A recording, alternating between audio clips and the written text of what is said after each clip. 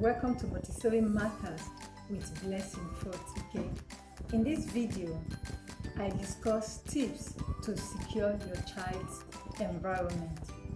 When I say secured environment, I'm not just talking about the physical environment being void of hurt, dirt, or any other harmful substance. I'm also talking about the emotional and the spiritual environment being free from hurt. As parents, as educators, one of our responsibilities is to secure our children's environment, that they can feel secured in order for them to develop properly and thrive. If you want your child to develop excellently and thrive, you have to prepare the environment. You have to secure the environment. So that is why I decided to give some tips on how you can secure your child's emotional, spiritual, and physical environment. I will start with the physical environment. To secure the physical environment, you need to understand your child developmental stage. Know what the child needs to develop physically. So you put all the things that they need, the materials that can enhance that development, and you have to get rid of harmful substances from the environment. Let me give you an example. Let's say your child is in the sensitive period for movement. You have to prepare the environment to suit that stage. You have to make sure that the environment is free of any obstacles, anything that would obstruct this child free movement, and you have to put things in the environment that will encourage the child's movement. So let's say, for instance, now you can't put anything like block or any harmful substance on the floor. You have to get rid of it.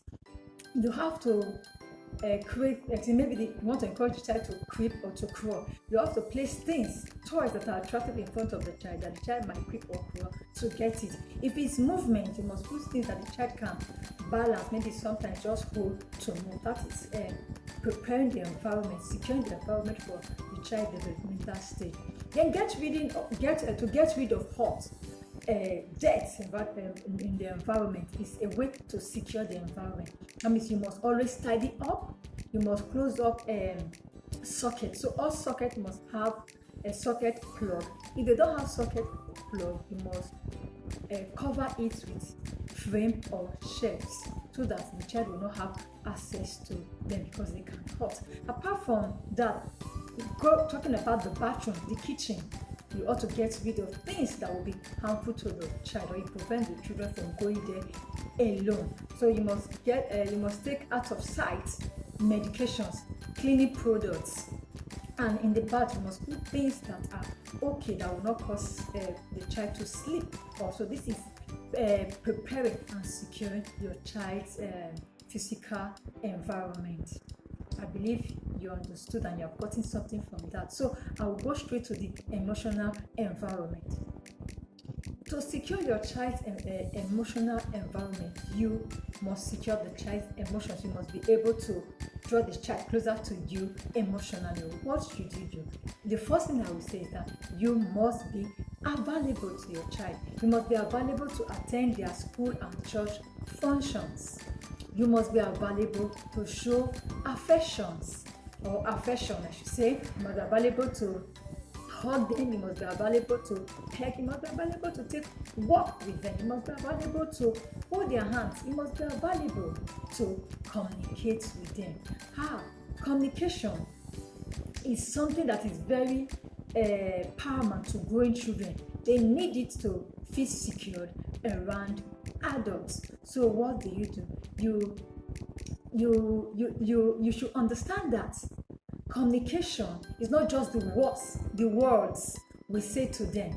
It goes beyond that to our body language. They watch our body language. So are you saying something else and your body language is communicating something else?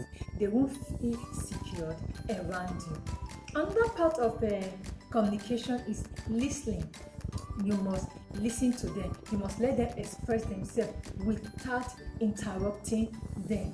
So when you listen to them, you will be able to pick their fears, You'll be able to pick their desires. You'll be able to pick their interests. And if you are able to pick this, you'll be able to guide them rightly. By so doing, you guiding them, counseling them rightly, they will feel secured around you, and they will feel secured to talk to you, whatever their fears and whatever anything you are going through. That is one advantage of communicating with them. The next thing I would say, for your children to feel secured emotionally, for them to feel secured in the environment where they are, whether you are there or not, you must give them feedback, positive feedback.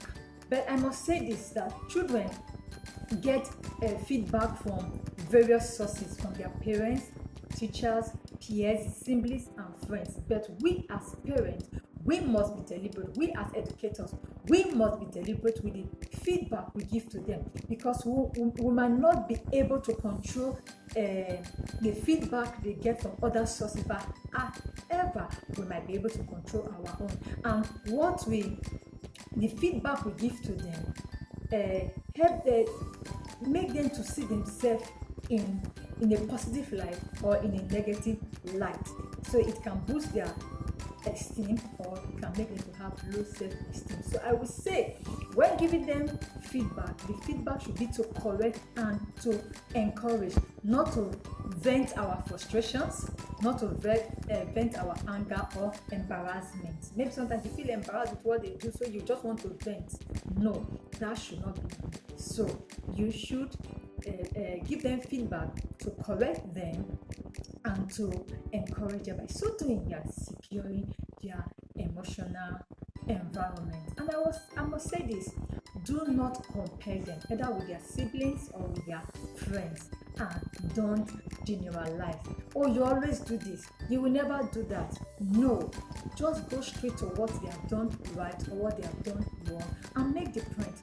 Don't generalize. You can say, oh, I don't like what you did, this is how you're supposed to do it. I don't like what you said, this is what you're supposed to say, or how you're supposed to say. Not that you always use this word. No, don't generalize.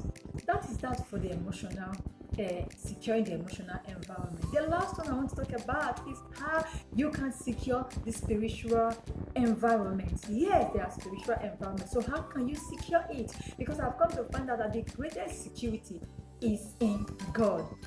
So some ways that you can do that is that you pray together with them, you study the Bible together with them, you introduce them to Christ. Those of them that are of age, you lead them to Christ and introduce to them how they can have their personal relationship with God, how they can read the Bible by themselves, how they can pray by themselves.